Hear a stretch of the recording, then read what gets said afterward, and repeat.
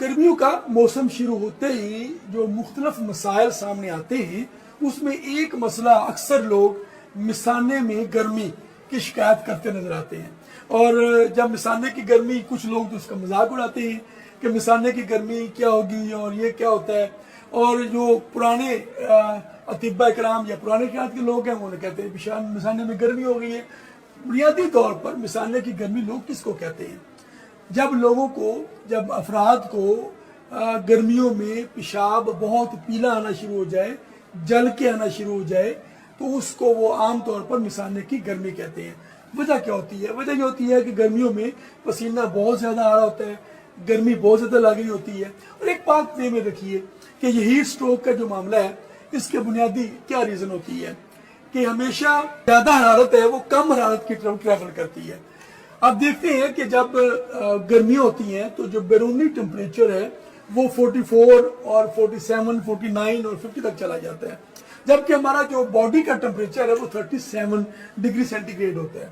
तो जब 37 degree centigrade हमारी बॉडी का टेम्परेचर है, जो हर मौसम में एक जैसे रहना चाहिए, जब इसमें कमी बेशी होती है ज़रा को बुखार या और मामला हो सकते हैं। तो जब बैरूनी टेम्परेचर बढ़ता है तो ज्यादा हरारत कम हरारत की तरफ जब ट्रैवल करती है तो उससे क्या होता है कि हमारे जिस्म के अंदर जो मुख्तलिफ रगे होती हैं, जो हमारे पसीने के गदूद होते हैं, वो डायलेट कर जाते हैं। जो रगे वो डायलेट करती है, उससे पसीना ज्यादा आता है।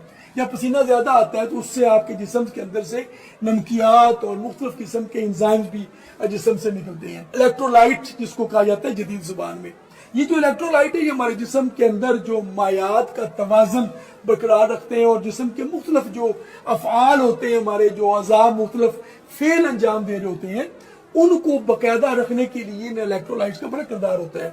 मगर जब गर्मियों में बहुत ज्यादा गर्मी होती है तो वो जिस्म के अंदर जब दाखिल होती है, हमारे वो रगें डायलेट करती हैं, जो वो दूध डायलेट करते हैं, तो पसीना ज्यादा आता है, तो इलेक्ट्रोलाइट और पानी की कमी होती है, तो उससे फिर मुख्तलिफ अमराज और मसाइल जन्म लेते हैं, जिसमें बाज़ औक़ात जो मुख्तलिफ अफराद जिनको ज्यादा गर्मी लगती है वो बेहोश भी हो जाते हैं और फिर उनको तेज बुखार हो सकता है, उनको पेशाब बहुत जल के आ सकता है। इन सारे मामलात के लिए हमने सोचा कि आपको कोई एक आध चीज ऐसी बताई जाए जो आप आम तौर पर इस्तेमाल करें तो फायदा हासिल कर सकें। एक चीज तो सारे दोस्त जानते हैं, तुख मलंगा या बलंगू के बीज, ये गर्मी में बहुत इस्तेमाल होता है। ये आप भिगो कर रखेंगे आधी चम्मच से 1 चम्मच, और इसे शरबत बजूरी, शरबत संदल या स्कंजबीन में मिलाकर इस्तेमाल करें तो ये बहुत ही बेहतरीन चीज़ है, आपको गर्मी से बचाएगी। जो जिस्म से इलेक्ट्रोलाइट की इम्बैलेंस होता है, कमी होती है, वो दूर करती है। और इसका फायदा ये होता है कि ये सारे अज्जा पेशाब आवर होते हैं, मगर इससे जिस्म से जो नमकियात या इलेक्ट्रोलाइट का बैलेंस है वो खराब नहीं होता। इसी तरह एक और चीज़ है जो बड़ी जबरदस्त, इसे तुख्मे खुरफा स्याह, ये भी एक छोटा सा पौधा होता है और पाकिस्तान में अक्सर इलाकों में ही पैदा होता है, और इंडिया, पाकिस्तान और हमारे सारे नेटिव ममालिक में ये अक्सर पाया जाता है। नेबर जो हमारे हैं, उसमें खुरफा को और चीनी बराबर वजन पीस कर रख लें, ये पाउडर बन जाएगा। ये आपको सफेदी और स्याही माइल सा पाउडर नजर आएगा।